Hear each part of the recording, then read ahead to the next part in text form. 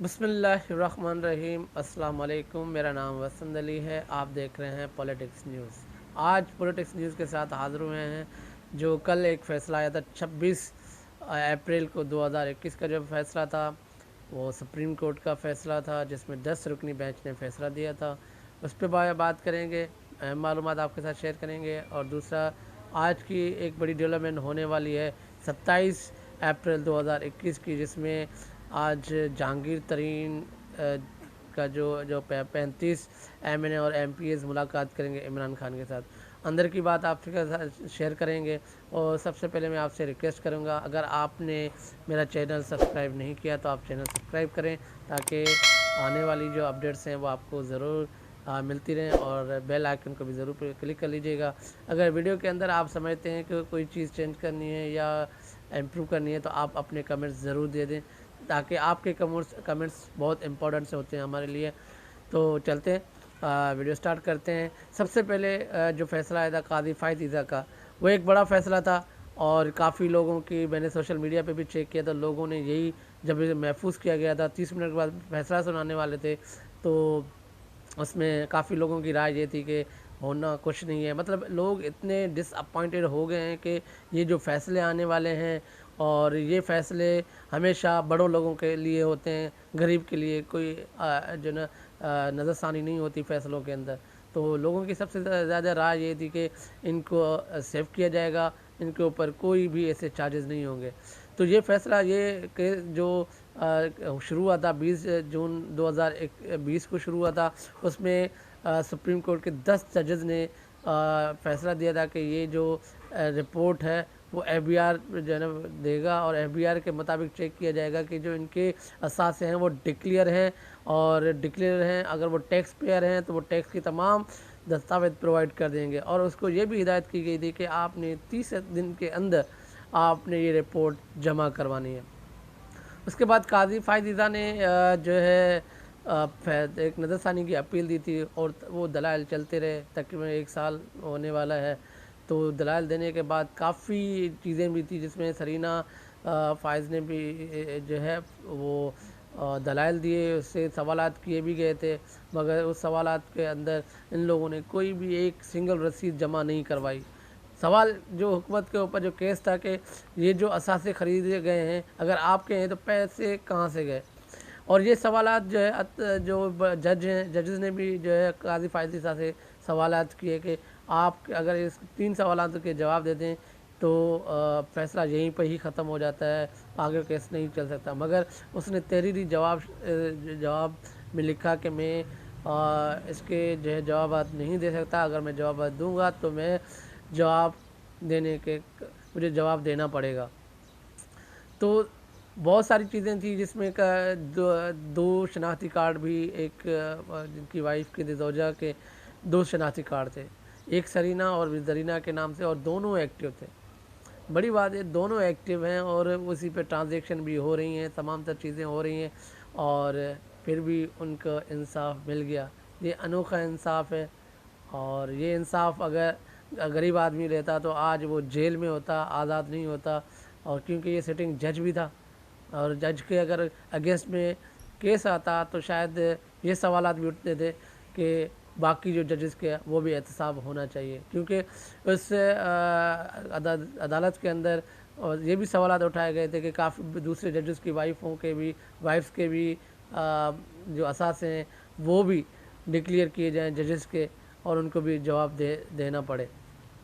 तो ये धमकियाँ भी दी गई, मगर हमारे जो मौजूद जजेस हैं उनको तो उस डर के मारे उनका जो फ़ैसला था, और अपने फ़ैसले भी जो दिए गए थे उस पे फ़ैसले पे भी जो है बदल दिया। मगर ये पाकिस्तान की कोर्ट का एक बड़ा मसला रहा है।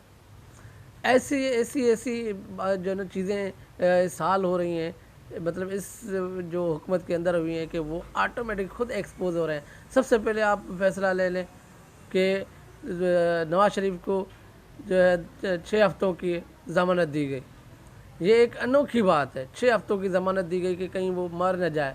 फिर उन लोगों ने कहा कि भाई 6 हफ़्तों की ज़मानत दो, बाहर लेके जाओ। मतलब ये वो चीज़ है जो कानून के अंदर मौजूद ही नहीं है, कहीं कानून के अंदर मौजूद नहीं है। फिर भी ان بڑوں لوگوں کو، ان ججز نے ان کو اتنا ریلیف دیا ہے کہ میں شاید سمجھتا ہوں کسی کو نہیں دیا گیا. اور قانون میں اب یہ چیز بن گئی ہے، کل خدا نہ خواستہ کسی کے ساتھ یہ مسئلہ ہوگا، سب سے بڑا چور بھی ہوگا، یہ دلائل دے کر اپنی ضمانت کروا سکتا ہے اور باہر ملک جا سکتا ہے.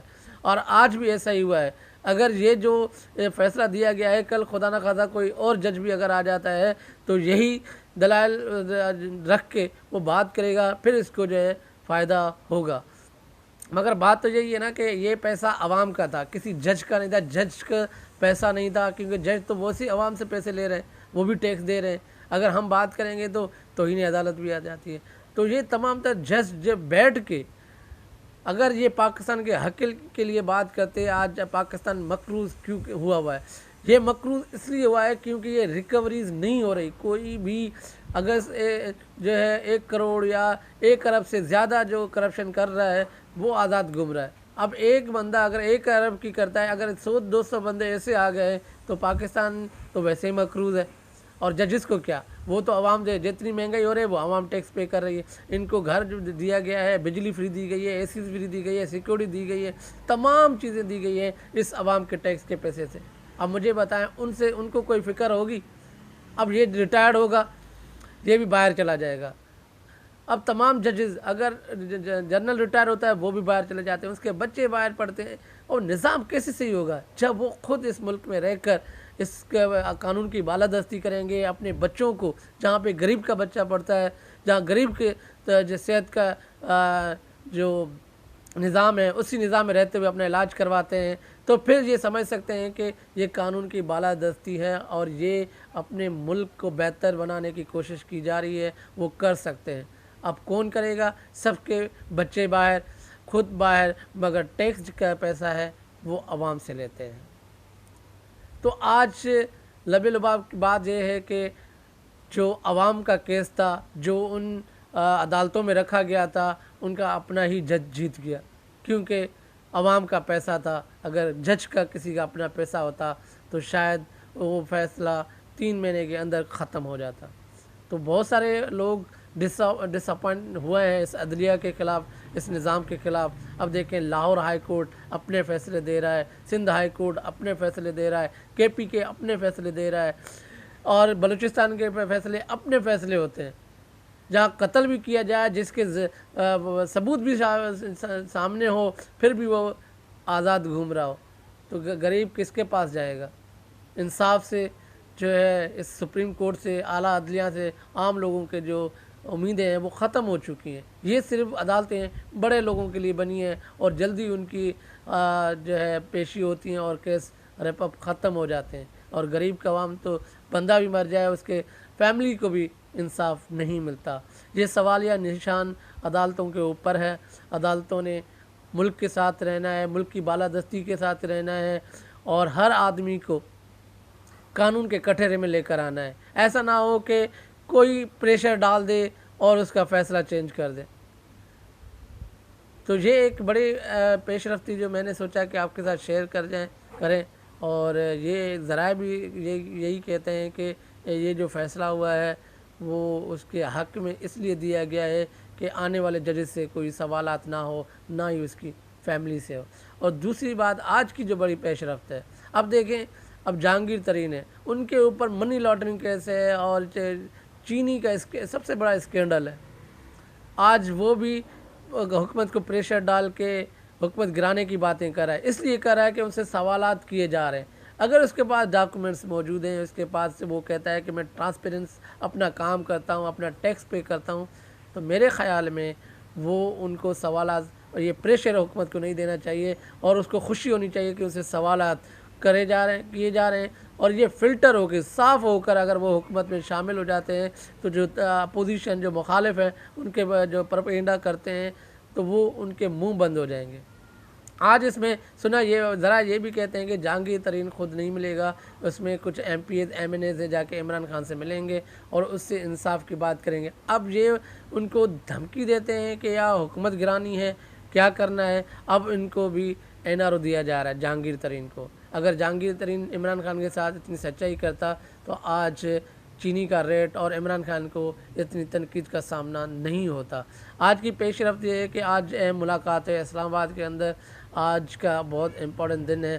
کیا ہونے جا رہا ہے، کیا ہوگا، یہ آپ کے ساتھ مزید ہم ڈسکس کریں گے، مگر یہ جو آج ملاقات ہونے جا رہی ہے، میرے کچھ ذرائع ہمارے یہ بھی کہتے ہیں کہ کافی دن سے یہ چل رہا تھا کہ ملاقات ہو، اور فائنلی آج کے دن طے ہو چکی ہے۔